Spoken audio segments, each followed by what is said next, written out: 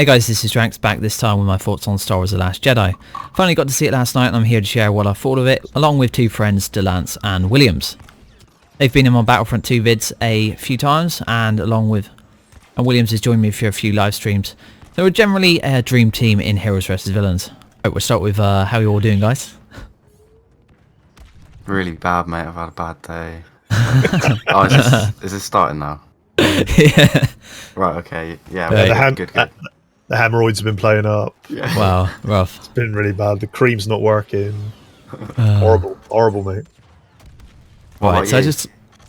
yeah, I'm good. So I just want to start by summing it up for people who haven't seen it yet. I'm going to say it's a great film. I think it's better than The Force Awakens, and it's got quite a few twists in it. So there's some new things we haven't really seen with any Star Wars film before. So overall, I'd kind of say a great Star Wars film because it kept us guessing. I wouldn't say it was the best, like some people have been saying, but it's also definitely not the worst, in my opinion. Yeah. And I guess it left everyone with a lot of questions, which now we're all hoping will be answered in the next film. Yeah, to me, it's it didn't feel like a Star Wars movie so much, because Star Wars has a very unique way of telling its story. Yeah. This, I felt, was a little bit different. I don't know what it was. I felt like I was watching, I don't know, just a different you could, if narrative. somebody came in and watched this movie just on its own, then they'd be like, that's a great film. And they wouldn't be too bothered about it. But I guess because it's the Star Wars guys, and we know what we're expecting certain things, and when they don't show up. But yeah, that's kind of I just want to give a preface to everybody who's going to watch this video, so they can kind of know what our generalization about it. But now we're kind of moving to more spoiler territory, so anyone who hasn't seen the film yet, I would strongly advise that you go and watch it and then come back and watch this video after you do. I think the film's definitely worth a watch, and maybe you should go and even see it 2 times, because I think some of it's a bit difficult to understand. Yeah. And it's worth understanding it all. And there's also a lot of hidden stuff in the film which I didn't see straight away, but I've seen off other videos now that was there. So that might be worth that might be why it's worth watching it again. There is a lot to take on, isn't there? When you watch it. Yeah. So we'll kind of start with the car scene, the opening battle. I think it takes over. That's the battle of Dakar, I think they're calling it on Battlefront 2, but it's where you pose there in front of the Dreadnought and wants to talk to Commander General. Is it General Hux, isn't it? It is. And so it starts with with a funny bit, doesn't it, where he's calling him General Hugs and kind of taking the mick of him, saying Leia wants to contact him. And we kind of get that sets the scene for the rest of the movie, because there's a lot more comedy in this one, I would say. A lot more than, maybe, in my opinion, a bit too much comedy, because there were some parts.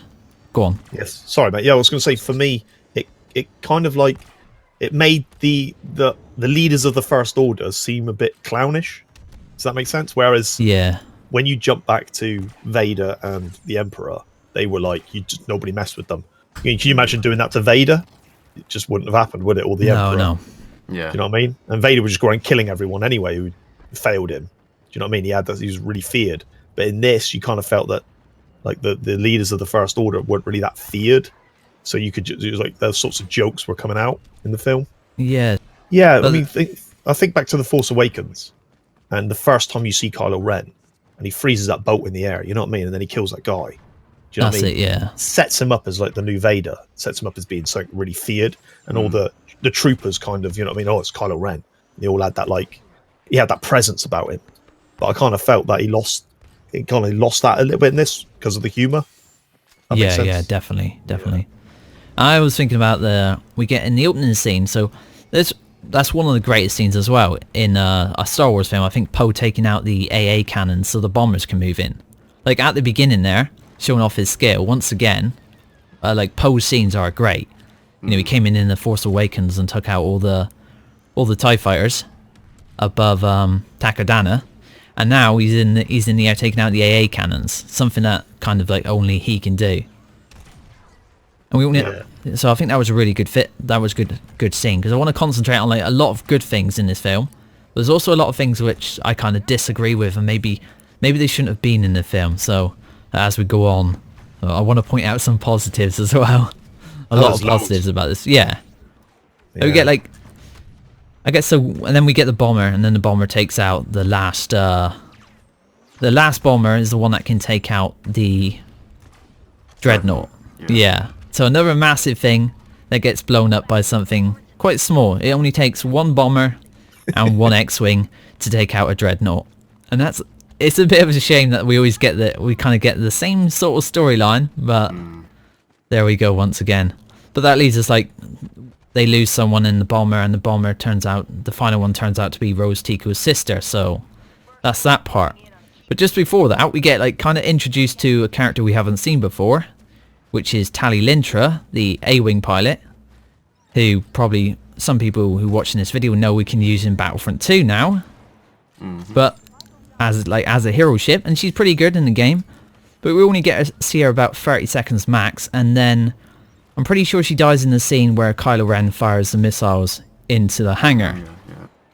So, I know, obviously if Poe was there, he would have died as well. If he was a bit quicker to his ship, then he would have died as well. But yeah, Tallie Lintra is a bit of a shame not to see more character development for her. Or she was meant to be one of the best A-Wing pilots in the Rebellion or the Resistance, and then we don't really get to see her show off that skill at all. No, she does fly for about 10 seconds with the bombers, but other than that... That's it, yeah. That's it. Yeah, I expected to see her taking out TIE fighters left and right and doing some kind of maneuver. See that. Like, if she teamed up with Poe, and I thought she was going to team up with Poe for a lot of the film, and obviously she doesn't get to, because Kylo Ren takes her out so easy. That's something... It's a bit of a shame. So that's one character I think killed off too quick in the film. And there was a few characters I think killed off too quick in this film, so we'll touch on those a bit more in a bit. I wonder who. And then we get Rose, new character. Of course, her sister died in the bombing run. And I thought at first when I saw her like scripted into this new film, I thought she was going to be a bit of an odd addition to the films. But like with her sister dying, and then her strong feelings towards the slavery and the rich on the Canto Bight planet, then we get that casino mission of theirs. It really, I think it builds on her character, and she gets better as the film goes on, and I think she does a pretty good job with her character. I don't know what you guys think of that. She starts off as a nobody really, but yeah, it does well to develop her character as she goes along on her little mission with Finn. Yeah, finding the master code breaker.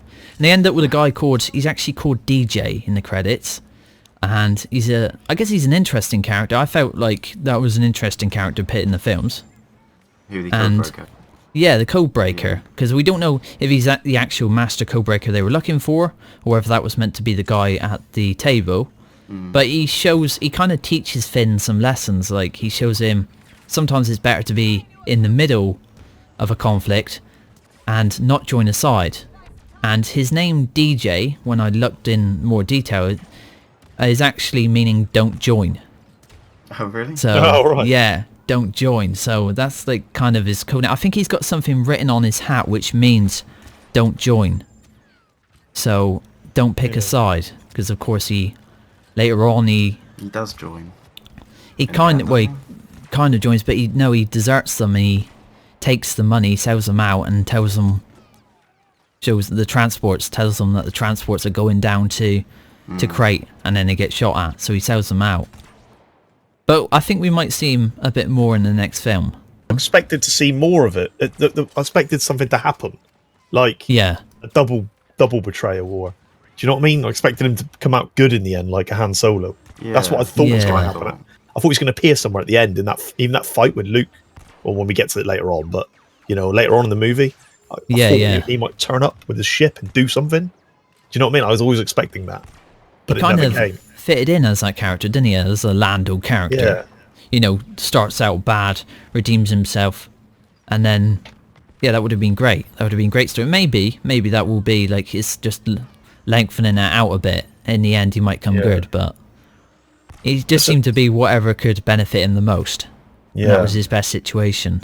But I couldn't grasp a lot of the new characters. Like, for instance, the girl that we were just talking about. Yes, when she appeared, I thought she's just going to be a fan girl of Finn. Yeah, and then that's going to be it. She's going to tase him, a bit of comedy. That's her part over with. Do you know what I mean? But she turned out to be a lot more, and I wasn't expecting that at all. But as her character came into it, I thought, this is cool. Like a little whatever she was, like a janitor or something, wasn't she? Or yeah, she was. Yeah, she would stop people from boarding the capsules to leave. Some really mundane you job. know, that was pretty cool. But when she said she had a mundane job, in my mind, I was just thinking, I don't know what it was. I just was thinking she's not going to mount. She's just going to be a small part. But turned out to be so integral to the storyline. And she had a big part to play. And I liked that because towards the end, I loved her. I thought she was a brilliant character. You know what I mean? Just she didn't seem like anything special, but it's just, I think that the message that comes from her is that it's, you know, anyone can be a hero. You know, if you... Yeah, that was something the whole film, I think, was centered on. Like, anyone can be a hero and come from anything. But then I wanted to, like, I think it's jumping forward a bit, or it's kind of in between, but Rey and Luke on the island with the porgs. So what did you guys think of the porgs? What, the space penguins? Pretty much. They were playing the role of what, puffins on an island, I guess, in a way. Yeah. They were added for, I think they were added for comedy value, and I also think they were added to make money off of kids, to be honest here. Yeah. I think they want to sell toys, and they will no doubt sell a lot of those, but comedy value, a lot of people like them. I don't know, would you say they added to the film, or they were kind of unnecessary? I didn't like them. I thought that was one comedy element the film didn't need. You know what I mean? Because it was a bit of a moment on the island, you know, a big moment on the island with Luke toying with, you know, all the stuff that's gone on, her trying to figure out her place in all this, and it's, you know, these epic decisions that are going to affect the galaxy, if you know what I mean, as to if Luke comes back and not. And then, you know, Chewie's never really been that comedy type character, is he? He's had a few little bits, but nothing like that. And then all of a sudden he's got this moment, you know, where he's looking at them trying to eat one, and, you know, and I just felt it was just, the whole thing was unnecessary. It lightened the mood when it didn't need to be lightened. Does that make sense? Definitely, yeah. I think the debate is, there was a lot of things we wanted to know from this film, and instead they chose to write in that scene. We wanted to know about Snoke's past, we wanted to know about Kylo-Ren's past, and we didn't get all of the details that we wanted, but we got that scene. So that was the debate. Why was that in there when some of the other details were in there? So comedy value, of course, once again, but it wasn't so much that everyone found that sort of thing funny. They were expecting more depth to the film, I think, in a lot of ways. Yeah, totally agree with that. Totally. Yeah. But Rey and Luke, like Luke from the beginning, he's a lot different. He's no longer the Jedi we all knew and loved. He's kind of a miserable man who's failed at something and gone into hiding for many years. I think it's meant to be like 30 years. So I think Mark Hamill does a really good job in this film. Probably one of the best actors in the film. But I don't think he was very happy to play that sort of role of Luke. So, you know, we've seen quite a few videos. Mark Hamill's obviously wanted Luke to be portrayed a different way, but I still think he done a good job portraying Luke the way the writer wanted it to be portrayed. Yeah, he does seem a lot darker in this movie. From the scene where he's about to kill Kylo-Ren, which doesn't, like, from the old movies, that's nothing that Luke would do. That's it. I don't think so. Definitely, it seems like he's lost it over time, and it's his fear, isn't it? And you know what Yoda said years ago was that fear is the path to darkness, and pretty much, kind of, Luke had gone through that, so he was still struggling, still had a struggle within himself, which was unusual to see, because you thought Luke was past all that and that Luke had become an actual Master Jedi. In my mind, I thought Luke was up there with Yoda at this point, but he wasn't really. That was my he thing. Still had a lot to learn.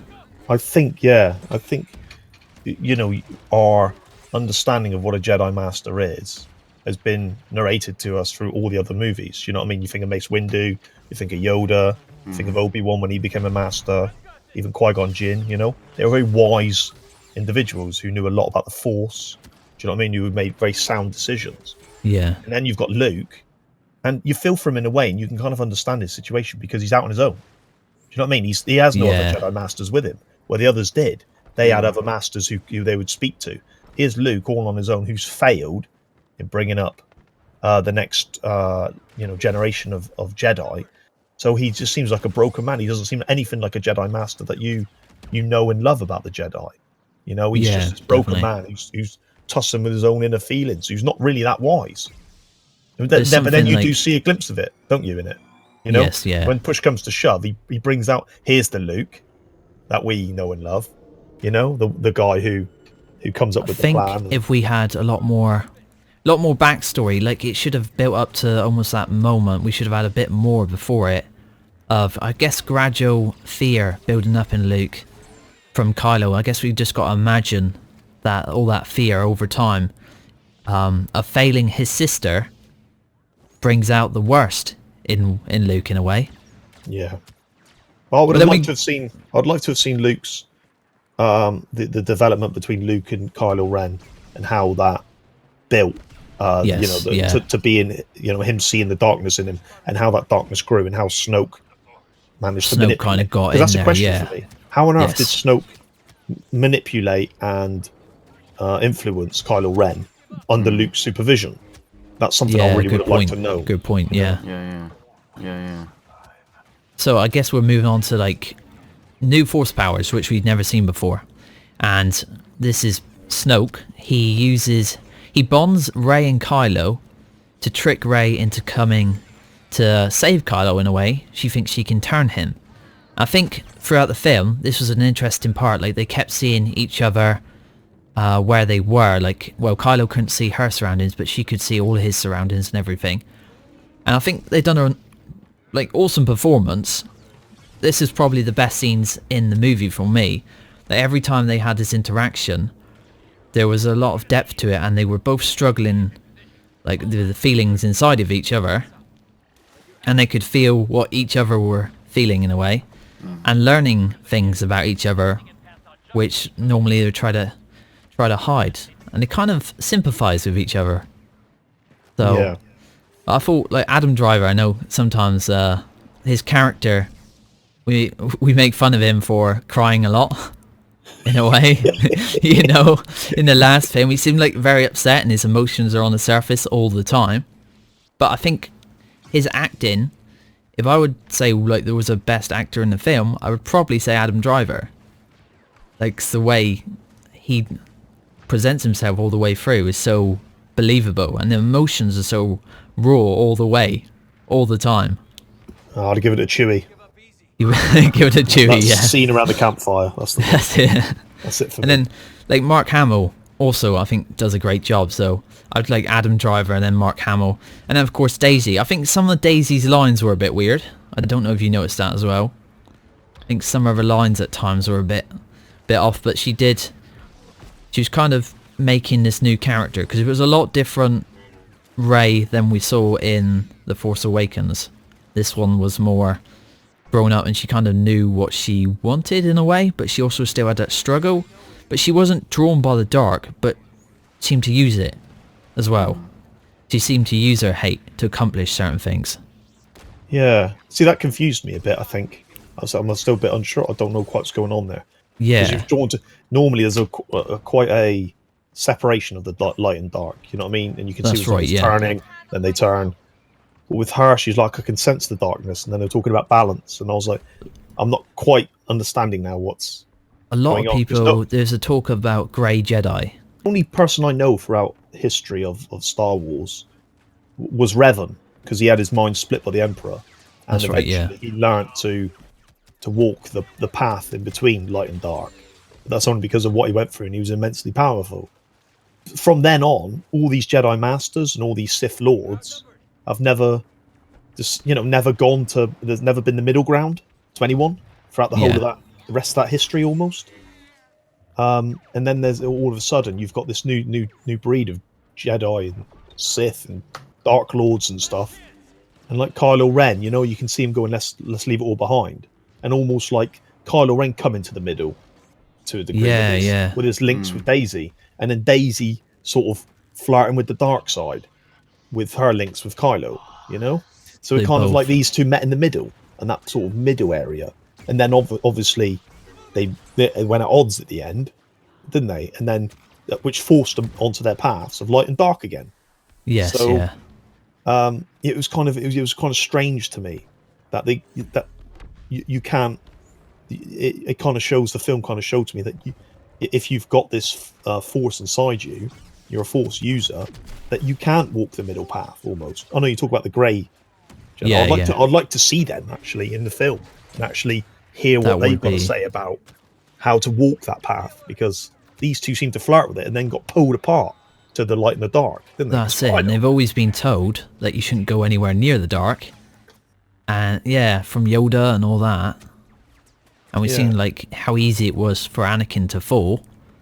But like the films make it so quick, but it's more of a gradual process most of the time when they kind of fall into the dark and then get consumed by it. Yes. I mean, it's 3 movies of watching Anakin.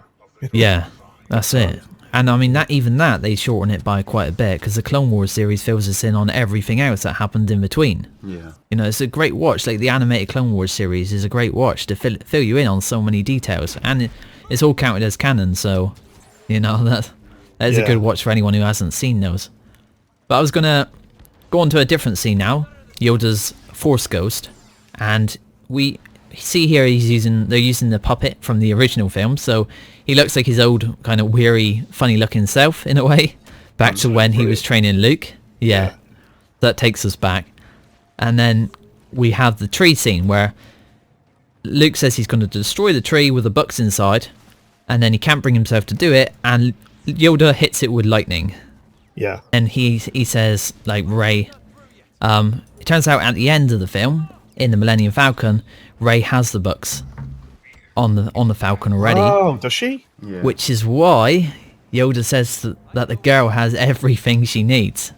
Right. So, or everything she needs. Yeah. Wow, At that point you think, he means like skill-wise, as in knowledge. So he hits, but I want to talk more about, so she's got the books, she can teach her a Jedi, and she can learn herself. I want to talk more about that lightning power. I know being one with the Force might give you some benefits, but to call down lightning, that could have been used a few times to help people. I'm just thinking ATM 6 walkers, big cannon about to blow through the door. Yoda could use that lightning right now. That would really help us guys out here down on the ground. Maybe he could only use it because he's dead. Yeah. And that because he's that image in the Force. Maybe then he's got certain access to other abilities, I don't know. Yeah, so he can use the lightning, but maybe not to help turn the tide of battle. Maybe it's just this thing wasn't very important. Burning the tree turned out to be only a tree. He didn't burn any books. So I guess because it wasn't an important thing, or it wasn't turning the tide, he didn't break. Maybe there's some rules to being a Force Ghost that you're not allowed to break that we don't know about. You know, I think at the end of number 6, you know, when they're around that fire. Were they burning Vader? And he appeared. They were, burning Vader. Yeah. Yeah, that was like a peaceful time, you know, and it was just like a celebration. But they had just appeared, and they were just like serene, if you know what I mean. They weren't kicking off or dancing with everyone else. So I kind of feel that they only show up when the story wants them to. Yeah, you know what I mean. It's I get that. They might only show up at certain times. So I guess my next question is, why did Leia live when the TIE fighters blew up the main deck on the cruiser? Like, we know Carrie Fisher sadly passed away, and honestly, I thought this would have gave her a great send-off with this film, and that scene was pretty good. You know, the deck blows up. I don't know if you call it the deck. Is there another word for it? Bridge. The bridge. So they blow up the bridge there, and she floats off into space, and the music's playing, and it's kind of like it looked pretty. The scene was great, and the music was great. So I thought that would have been the best time to give her a good send off. And at the same time, they killed off Admiral Akbar. So You know, he's a pretty big character from the old films, but they killed him off really quick. Yeah. But Leia, they chose to bring back. She done what people are calling a Mary Poppins moment, and floated back, back into the bridge. And somehow they she went into the door, and then they opened the door while the windows seemed to be still open. So I think that whole scene for me was a bit weird. Yeah. Kylo-Ren was looking at, they sensed each other through the Force.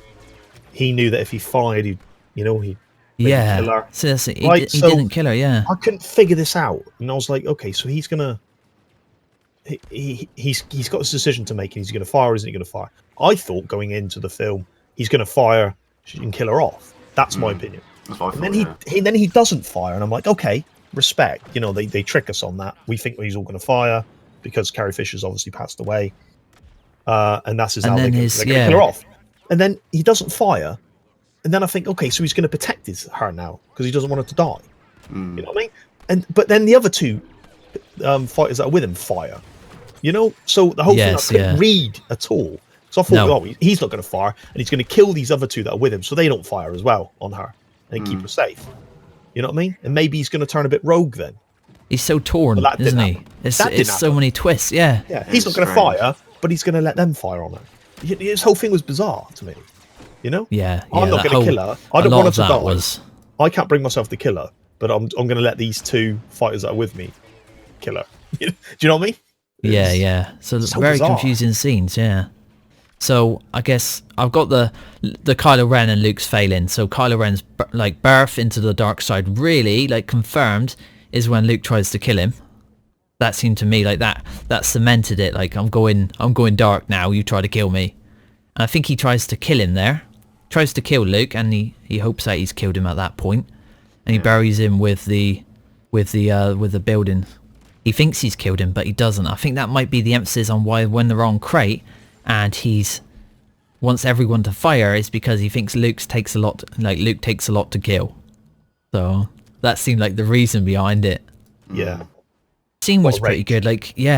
So you could see the fear in Luke's eyes. He looked like a crazy man.